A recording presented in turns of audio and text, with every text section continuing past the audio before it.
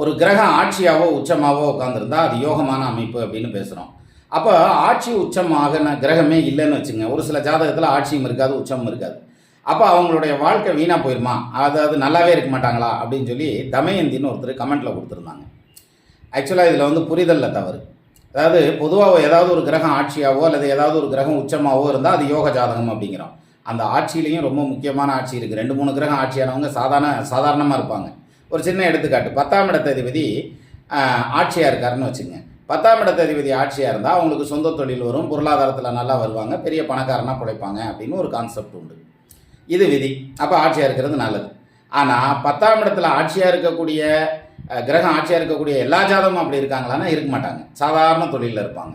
அப்போ அதுக்கு என்ன காரணம் அப்படின்னா, அந்த 10ஆம் இடத்துல ஆட்சியாக இருக்கார் பாருங்க, அவருக்கு நட்சத்திர சாரம் கொடுத்த கிரகம் இருக்கு இல்லையா, அது ஸ்ட்ராங்காக இருக்கணும். அப்போ தான் இந்த 10ஆம் இடம் வலுவாக இருக்கும்.